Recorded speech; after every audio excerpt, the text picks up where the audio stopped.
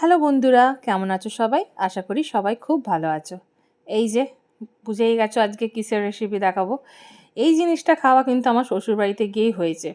এটাকে বলে কচুরলতি। আর এটা বাঙাল বাড়ি কিন্তু স্পেশাল। কারণ হচ্ছে আমি আমার বাপের বাড়িতে কোনোদিনও খাইনি, শ্বশুর বাড়িতে গিয়ে আমার প্রথম খাওয়া।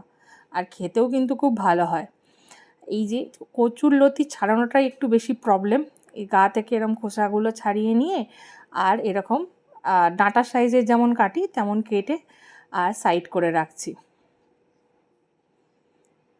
এখানে দেখো কচুরলতি কাটাও হয়ে গেছে। আজকের রেসিপিটা মনামাসি দেখাচ্ছে। তো এইখানে দেখো কড়াইয়ের মধ্যে জল দিয়ে এটাকে ফোটাতে বসিয়ে দিয়েছে। তো একটুখানি সেদ্ধ হয়ে যাওয়ার পর আমরা ওটাকে নামিয়ে রেখেছি সাইডে। আর একটা কড়াইয়ের মধ্যে সর্ষের তেল দিয়ে দিয়েছি আর দিয়ে দিয়েছি আমি এখানে রসুন বাটা। আর এখানে জিরে গুঁড়ো আর ধনে গুঁড়ো মিক্স করে রাখা ছিল, সেটাই দিয়ে দিলাম। পরিমাণ মতন দিয়ে দিলাম লঙ্কা গুঁড়ো, হলুদ গুঁড়ো আর একটু জল দিয়ে দিলাম। আর পরিমাণ মতন লবণটা দিতেও ভুলো না। এখানে ভালো করে আগে মশলাটাকে কষিয়ে নেব।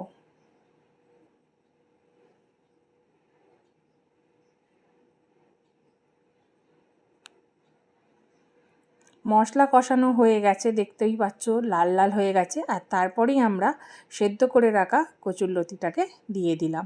এরপর ভালোভাবে ঢাকা দিয়ে দিয়ে সেটাকে কষাতে হবে।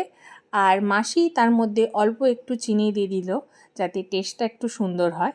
তোমরা চাইলে এর মধ্যে চিংড়ি মাছও দিতে পারো, তাতে কিন্তু টেস্টটা আরও খুলে যায়। তো চিংড়ি মাছ বাড়িতে সেদিনকে অ্যাভেলেবেল ছিল না। আর এটা আমাদের বাড়িতে কম বেশি সবাই এমনিই খেতে ভালোবাসে। আর এখানে দেখো আমাদের গরম গরম কচুরলতি রেডি। ভাত দিয়ে খেতে তো দুর্দান্ত লাগে।